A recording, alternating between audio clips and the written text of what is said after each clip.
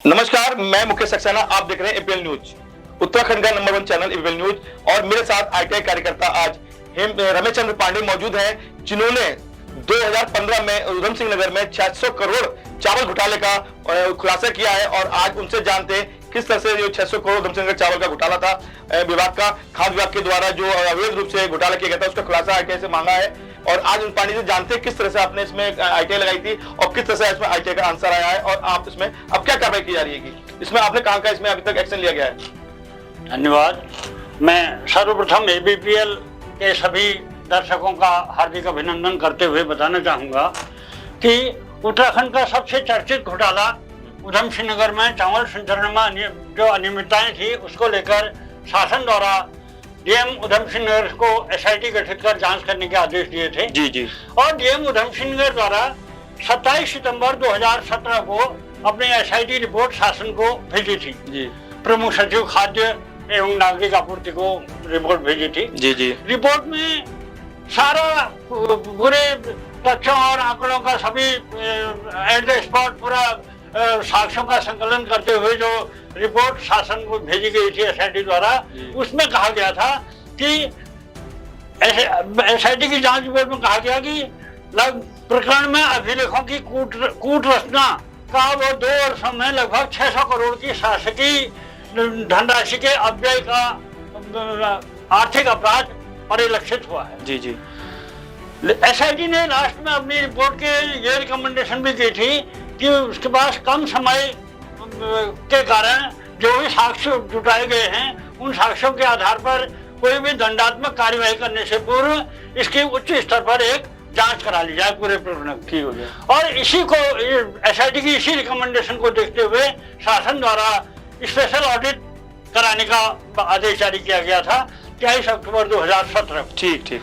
और जब special audit report में भी 600 करोड़ के शासकीय धनराशि के अपव्यय की पुष्टि हो गई, तो उसके बाद भी इस पूरे मामले में कोई कार्यवाही संज्ञान में नहीं आई। ठीक। जिसके चलते मुझे ये उत्सुकता हुई, जो उत्तराखंड का सबसे चर्चित घोटाला था, उसमें आखिर एसआईटी की रिपोर्ट के बाद स्पेशल ऑडिट रिपोर्ट भी हो गई और स्पेशल ऑडिट रिपोर्ट के बाद भी आखिर क्या इसमें एक्शन हुआ, इस बात को लेकर उत्सुकता के चलते मेरे द्वारा इसमें आरटीआई लगाई गई थी ऑडिट निदेशालय के लोक सुविधा अधिकारी को। लोक सुविधा अधिकारी द्वारा मुझे एसआईटी की रिपोर्ट भी दी गई और स्पेशल ऑडिट रिपोर्ट भी दी गई, और जो कंप्लायंस थी खाद्य विभाग द्वारा जो उसकी परिपालन आख्या है, वो परिपालन आख्या भी मुझे सुलभ कराई गई। अब पूरे परिपालन आख्या को देखते हुए पूरे इस रिपोर्ट का अध्ययन करने के बाद मैं इस निष्कर्ष पर पहुंचा कि जो एसआईटी की रिपोर्ट थी उसकी पुष्टि हो जाने के बाद, ऐसे स्पेशल ऑडिट में भी उसकी पुष्टि हो जाने के बाद सबसे पहले उसकी एफआईआर होनी चाहिए थी।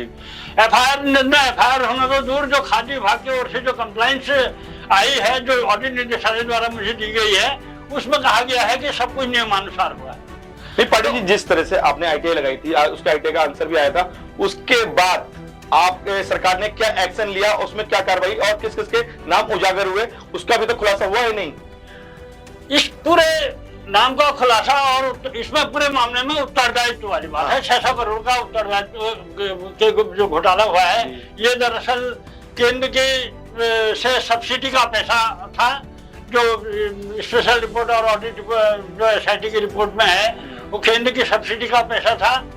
जो वहाँ पर आड़ती थे, कच्चे आड़ती थे, उन्होंने इस ढंग से उसको जो बिचौलियों ने वो उस पैसे को हड़प कर लिया, ये कहना चाहिए। क्योंकि जो असली अब इसकी कंप्लायंस की बात है, कंप्लायंस में तो खाद्य विभाग कह रहा है कि हमारा सब कुछ नियमानुसार हुआ है, और एक्चुअल में अगर देखा जाए तो इसकी कंप्लायंस में एक ही बात आती है, लब्बुलवाब इसका ये आता है कि आप वेरिफिकेशन करिए। जो 600 करोड़ का पैसा भुगतान किया गया है वो संबंधित किसानों को दिया गया है या नहीं दिया, उसकी पुष्टि होनी है। मौके पर वेरिफिकेशन होके ही इसकी कंप्लायंस की पुष्टि होगी, तभी इसकी कंप्लायंस हो पाएगी। नहीं, आपने बताया कि इसके खुलासे के बाद मुख्यमंत्री को हमने लेटर भी लिखा था, उस लेटर में क्या लिखा गया था मुख्यमंत्री को, और उसका कोई जवाब आया अब तक?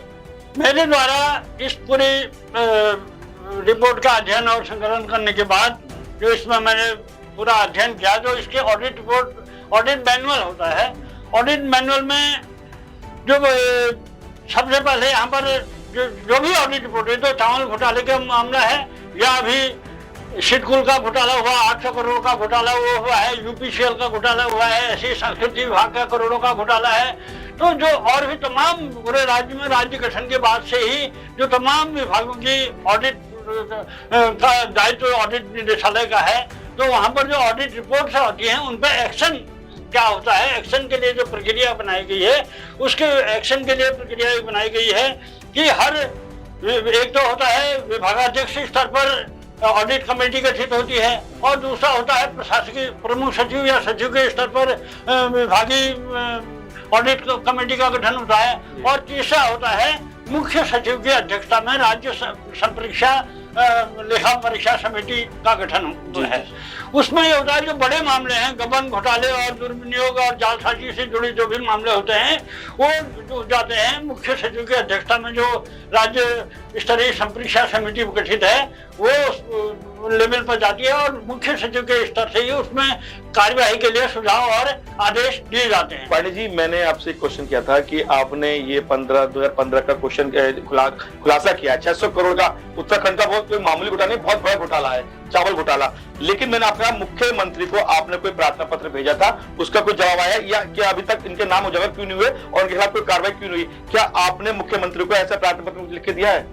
मैंने पूरे मामले का पूरा ब्यौरेवार पूरा विस्तार से 3 पन्ने का मुख्य सचिव मुख्यमंत्री माननीय मुख्यमंत्री जी को मेल द्वारा पत्र भेजा गया है मेरे द्वारा। मेन बिंदु आप बताइए, हमारे जनता को मेन बिंदु बताइए, क्या क्या उसमें बिंदु आपने लिखे, मुख्यमंत्री को पत्र लिखा?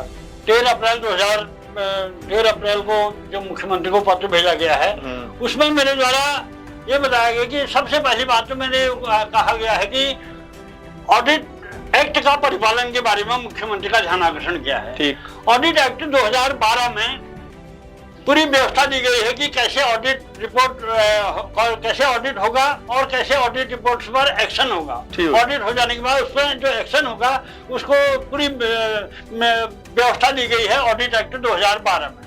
लेकिन ऑडिट एक्ट का परिपालन नहीं होने के कारण ही सारे ऑडिट रिपोर्ट जो करोड़ों के ऑडिट रिपोर्ट हैं अनियमितताओं गबन घोटालों से जुड़ी, वो सब फाइलों में धूल फांस रही हैं। और इसी बारे में मेरे द्वारा माननीय मुख्यमंत्री को का ध्यान आकर्षित करते हुए कहा गया है कि ऑडिट एक्ट 2012 के का परिपालन जवाबदेही के साथ सुनिश्चित किया जाए। क्योंकि मेरे संज्ञान में आया है कि मुख्य सचिव जो ऑडिट रिपोर्ट की कंप्लायंस के बारे में जो कमेटियां गठित हुई हैं, ये जैसे मुख्य सचिव की अध्यक्षता में जो राज्य स्तरीय संपरीक्षा समिति गठित है, उसकी विगत 5-6 साल से मीटिंग ही नहीं हुई है। अच्छा। जब मीटिंग ही नहीं हुई है तब समझा जा सकता है कि ऑडिट रिपोर्ट के कंप्लायंस में एक्शन कैसे एक्शन होगा। तो ये बहुत गंभीर मसला है और इस स्थिति के कारण पांडे जी, मेरा मेन मुद्दा मैं आपसे बार बार वही क्वेश्चन कर रहा हूँ, क्या मुख्यमंत्री जी का कोई जवाब आपके पास आया है? जो आपने मुख्यमंत्री उत्तराखंड को आपने लेटर लिखा था, उसका अभी तक कोई जवाब आया है? या उसमें जो घोटाले में जो आरोपी थे उनके नाम उजागर हुए हैं, क्या मुख्यमंत्री ने इसमें कोई एक्शन करा लिया है या नहीं? नहीं, मेरे द्वारा भी माननीय मुख्यमंत्री जी को पत्र भेजा गया था, उसका कोई आंसर मेरे पास नहीं आया है। लेकिन मैं इस पूरे मामले में सबसे मेरे लिए जो हैरतअंगेज पहलू ये है कि जो ऑडिट एक्ट के 2012 का परिपालन नहीं होने के कारण स्थिति ये बनी है कि उत्तराखंड राज्य में भ्रष्टाचार को उजागर करने वालों के हौसले तो कहें पस्त और उत्तराखंड न भ्रष्टाचार करने वालों के हौसले बुलंद हैं। और इससे राज्य के जो सरकार के जो जीरो टॉलरेंस के दावे हैं उन पर स्वाभाविक रूप से सवाल उठना लाजमी है। और इसी को ध्यान में दृष्टिगत रखते हुए मेरे द्वारा मुख्यमंत्री से कहा गया है कि ऑडिट एक्ट का सख्ती से परिपालन करते हुए जो उधम सिंह नगर में 600 करोड़ का घोटाले का है, उस पर जो भी उसके लिए उत्तरदायी हैं उनके विरुद्ध एक्शन तत्काल लिया जाए, ताकि जन जन का एक जो सरकार के जीरो टॉलरेंस के दावों के प्रति जो एक विश्वास रखते हैं, जो उस पर वो विश्वास बना रहे और जीरो टॉलरेंस के दावों पर इस सरकार अनावश्यक रूप से सवाल न उठे। तो हमारे चैनल के माध्यम से आप ये कहना चाहते हैं कि इसमें जल्दी से जल्दी जो अगर मुख्यमंत्री एक्शन करे और इसमें जो आरोपियों के खिलाफ कार्रवाई की जाए, बराबर कार्रवाई होनी चाहिए। ऑडिट एक्ट के 2012 के परिपालन में जो ऑडिट कमेटियां गठित हुई हैं ऑडिट रिपोर्ट की कंप्लायंस को पर्यवेक्षण के लिए, उन कमेटियों की नियमित रूप से बैठक हो अब जैसे मुख्य सचिव की अध्यक्षता में 5-6 साल से जो बैठक होनी थी, वो 5-6 साल से जो बैठक ही नहीं हुई है, तो समझा जा सकता है कि जो ऑडिट रिपोर्ट वर्षों से जिनमें करोड़ों की अनियमितताएं, गबन घोटाले सन्निहित हैं, वो फाइलों में धूल भाग रहे हैं। जब बैठकें ही नहीं होंगी ऑडिट एक्ट के अनुरूप, तो इस पर कैसे एक्शन होगा? पांडे जी, मेरा आखिरी सवाल है, और मेरा आखिरी सवाल ये है कि आपने जो आइडिया लगाई थी, तो आपको कैसे पता चला 600 करोड़ चावल घोटाले का? 600 करोड़ का घोटाला जब 2017-18 में सारे मीडिया के सुर्खियों में था ये मामला, क्योंकि 600 करोड़ का बहुत बड़ी रकम होती है। उत्तराखंड जैसे छोटे राज्य में इतने बड़े घोटाले को लेकर जो तमाम मीडिया की सुर्खियों में रहा, वो तो रहा ही रहा। लेकिन एसआईटी की रिपोर्ट के बाद जो ऑडिट डिपार्टमेंट से इसका स्पेशल ऑडिट कराया गया और स्पेशल ऑडिट में भी इसकी 600 करोड़ की पुष्टि हुई, तब स्वाभाविक रूप से ये सवाल उठा कि आखिर इसमें एक्शन क्या हुआ। और इसे उत्सुकता के चलते मेरे द्वारा ये आरटीआई लगाई गई और उसके द्वारा जो उत्तर मिला वो मैं आपके चैनल के जरिए जन जन के साथ इसको शेयर करना चाहता हूँ। पानी जी, मैं वही आखिरी क्वेश्चन ये है मेरा कि जो 2015 उधम सिंह नगर 600 करोड़ चावल में घोटाले को लेकर आपको कैसे पता चला कि 600 करोड़ का घोटाला किया गया है खाद्य विभाग द्वारा, और उसमें आप लोग कैसे उसमें एक्शन लिया, उसको आपको कैसे पता चला?